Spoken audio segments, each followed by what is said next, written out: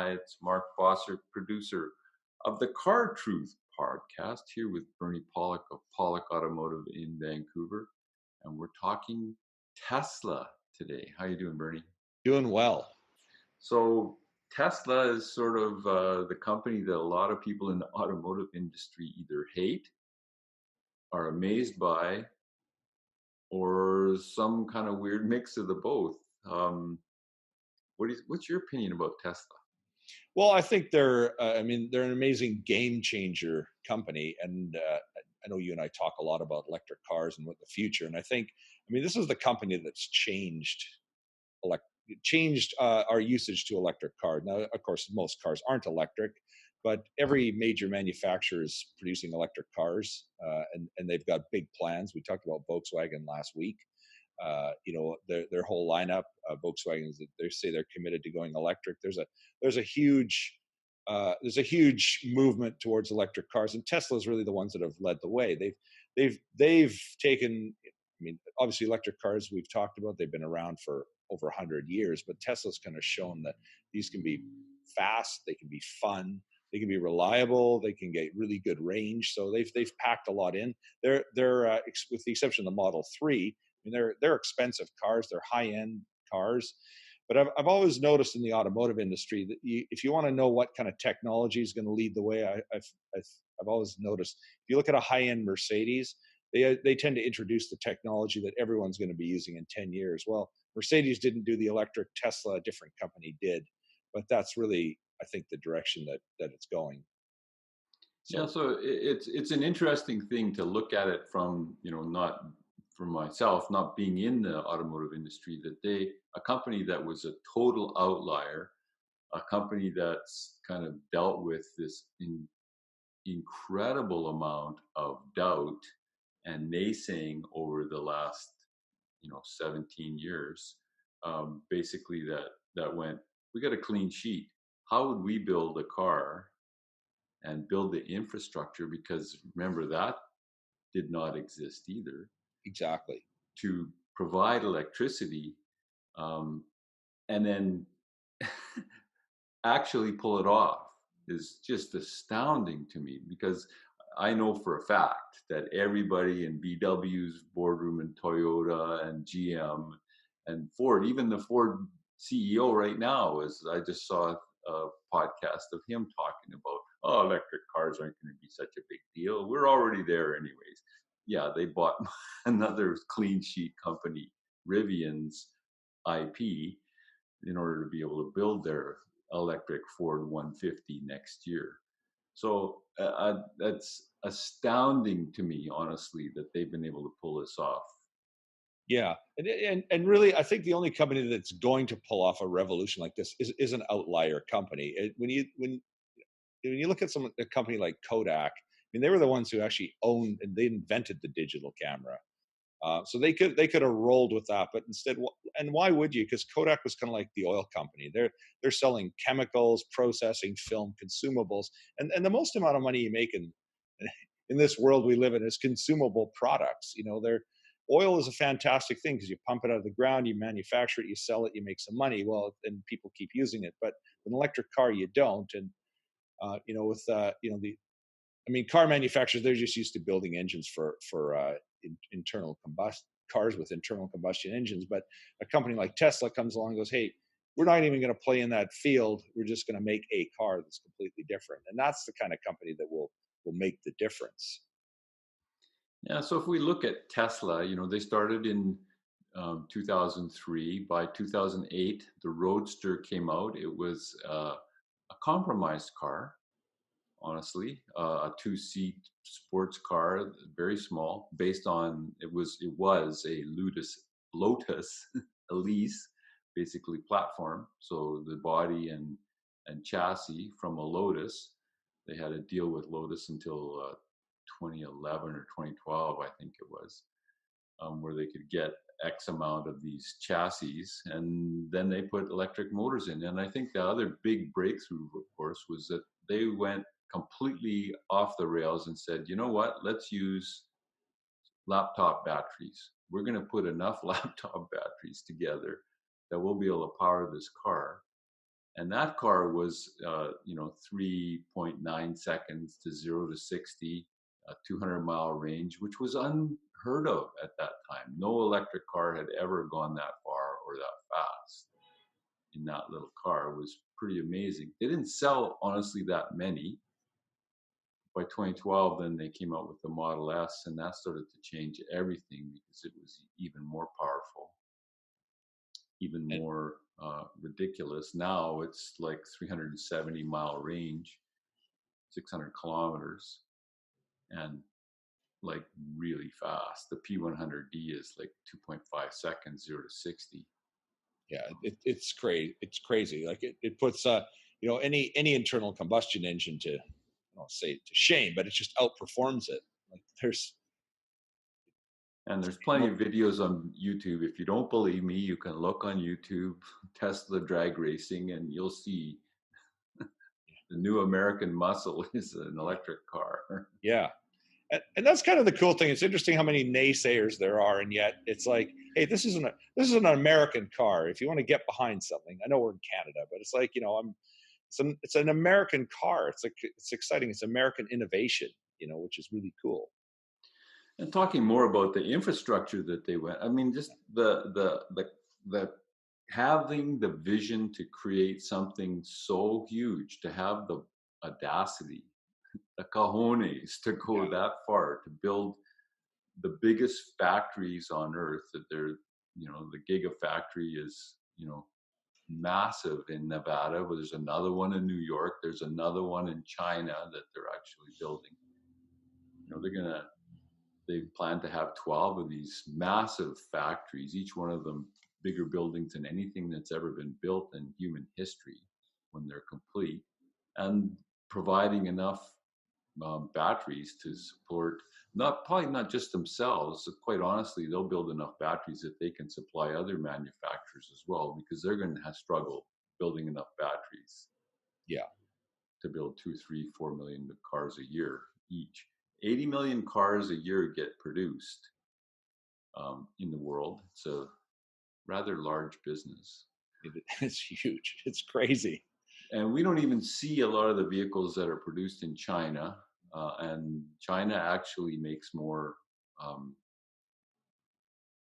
lithium ion batteries than Tesla. But the battery technology is rapidly changing. We've talked about that. Supercapacitors are going to come along and change all this. Tesla's in every one of these areas, uh, uh, doing the research, funding the research, putting this stuff in place, productizing it, and making the manufacturing work. And other companies are benefiting from it. Even in the EV restoration or conversion world, where you can take your old VW Bug and turn it into a monster hot rod by putting an electric motor or two in it, Yeah, it's pretty cool. is using a lot of Tesla product Yeah, to yeah, do that. So then we talked about the chargers a little bit. We talked about there's power walls. Then there's the whole concept. They also own Solar City, which is making roof tiles or roof shingles out of solar panels, basically. And it looks like a normal roof, but it will power your house and power your power wall and power your car. And you're selling, when you can, you're selling in, energy back to yeah. your And provider, to the grid, which is makes so much sense. But to have the guts to to do do that it, yeah, is yeah. pretty. It's different thinking. And it's interesting you mentioned that about the solar panels, because I know a couple of people who live in California, and they have solar powered roofs, roofs, and they basically charge their Tesla. And I know one person said he goes, I've had the car for 6 months. I've only had to plug it in somewhere else once, and it cost me $7 or something. So that's it. Otherwise, it's been. I mean, the upfront costs are, they're high. A Tesla's not cheap. I mean, and so these are, it takes a fair bit of capital to do that to your house and buy a Tesla's not a cheap car. But once you've got it, it's kind of like it's kind of working for free. And they're going to last. I mean, it's electric. We've talked about electric. Electric is going to last longer. Yeah, certainly. So yeah. what about what we've done a little bit of research and we've seen you've serviced Teslas in your shop and we've you know kind of been fans for a little semi fans for a little bit of a while. Like what are some of the problems you're seeing? Well, to be honest, I can't say that I see a lot of problems with them. Unfortunately, with Tesla, and this, I mean, I have a being an independent auto repair shop. This is probably my biggest critique: is that repair information for these cars is not available. And there are actually laws in the U.S. that right to repair legislation, and it keeps getting rewritten and battled around. But essentially, that any manufacturer has to make the information available to everyone, or they can sell it, which is fine. But that information has to be available. But there's no repair information on Tesla. Now, the good news for Tesla is they seem to be really reliable, and not a lot goes wrong with them that I've seen or researched so far. And you can talk about the battery packs in a minute, but I mean they're very durable vehicles, so that they are built well. There's some fit and finish issues and other things beyond the domain of what we do. But as far as repair information, I mean, you're limited if you own a Tesla. You really can only get it serviced at the dealer. That's really the only option at this point. Now, going forward, when they start having millions of cars on the road and they start getting older, they'll information I'm sure will become available, and we'll all start getting into fixing them. Yeah, I mean, the other complaint I've seen, from people is that like body damage, accidents. Some people are waiting months and months to get parts, so that is definitely an issue with Tesla. I mean, most other cars on the road, with the exception of maybe some exotics like Ferraris. If you smash the car up, you're going to have it back in 2 weeks. Even from a pretty serious collision, because Toyota, Ford, Mercedes, the parts are all available somewhere on the planet, and they can ship them in a week. But Tesla seems to have some problems with that. I think all their parts are just going right into the cars. So this is an area, because they're not really a car manufacturing company, where they kind of tend to drop. Yeah, absolutely, that is an issue. If you have a small fender bender and your bumpers crunched or whatever, it can take 6 months before you get the parts. Yeah, Because unlike a lot of the negative information out there that says there's no demand, they can't build enough cars. They don't have to advertise. They don't have to promote. They've done none of that because their demand is way out ahead of the supply. yeah, And we can see that with the other manufacturers quite easily. Like Volkswagen has 20 or 30,000 pre-orders for their ID3 vehicle that's coming out late this year. Um, Porsche's Taycan has got over 30,000 pre-orders where people have actually put hard, cold cash down to say, I'm buying this as soon as I can to yeah. Porsche. 30,000. That's more than what they sold in 911s last year and 918s, Wow. which is for a brand new electric car. And No one's even driven one yet, no one's even even on the road. driven. Yeah, It's like, what the heck? People want electric cars because the people who's smart, who know about cars a little bit and have a little bit of an open mind, realize that these things are a total a total difference compared yeah, to a gasoline powered car for performance, for fun, back of your seat pushing you forward in the vehicle. They're a lot yeah, of fun. yeah. Tesla's making a few different models. Of course, they had the Roadster. There's going to be a new Roadster next year that's going to be the fastest car that's ever been produced, unless someone else comes up with something Faster than a Taycan, fast, much faster. really? The S is faster than the Taycan. Is The it? Taycan has other abilities, so it's more of it's built to be more of a track Uh, raceable car. So it can where Teslas have that issue right now. If you really push the motor really hard or push the batteries really hard to provide a lot of power, that they will overheat, and that's mm, probably inherent in the technology of using a laptop battery, thousands of them to yeah, power the car. Um, But they'll, you know what? Battery technology is changing. That's going to get solved within the next 2 or 3 years, even maybe even by next year.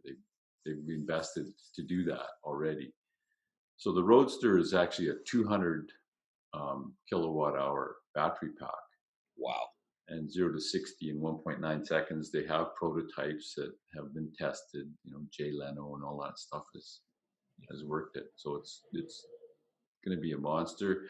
But the Y, their small the Y model is their small SUV, Yeah. kind of like a That'll be popular. CRV, and that's going to be huge. And Yeah. there's some pretty radical stuff that they're patenting, and how they're going to produce that vehicle is looks wild. The pickup truck, that's supposed to be announced in the next few months, where we'll actually see what it looks like. There's lots of speculation online, but nobody's actually seen what it looks like. So, and the semi they're producing for next year. So, A lot of exciting stuff happening there. a lot of pretty amazing, ambitious stuff produced from a company that the owner also owns a space exploration company that's actually provided 19 trips successfully to the space station so far, and is going to go to the moon in the next couple of years. And as well, a Neuralink company where they're going to put human computer interfaces into your brain. He's funding AI. The vision of this man is just astounding. It's a wonderful thing to see somebody whose whole idea is to accelerate the world's transition to a sustainable energy future and turn us into a spacefaring um, society, I guess, or Yeah. human beings. Yeah. Aliens. We'll be aliens. Yeah, that's right. Well, we are on the moon, that's for sure. Autonomous driving, electric vehicles, like the big players are in on this too. Daimler, Mercedes-Benz parent. Yeah. Daimler owns Freightliner in the United States. They're running electric trucks starting the end of this month. Yeah. In California. So it's not just Tesla. But Yeah. would they have done it? There's the big question. Would they have done anything if Tesla hadn't put it in Yeah. place and proved Yeah. that it was, Yeah. you know, Well, possible? exactly. It's like it's because of Tesla that everyone else is moving forward. I'm sure that we would be doing electric cars, but it's because of Tesla that It's way faster than it would have been. it's accelerated the process. You know, I Yeah. agree. I Yeah. think it's fairly obvious that that's the case. Yeah. All All right. right. Well, should we leave it at that? We'll leave it at that. Next week, we'll talk about autonomous driving and performance. Why is electric so much more powerful? Why did Tesla do Yeah. such a good job with this? Yeah. Cool. Awesome. Good. Thanks, Well, Bernie. yeah, sounds good. We'll talk next Thanks. week. Thanks for watching, everybody. Yeah. Thank you. It's always fun.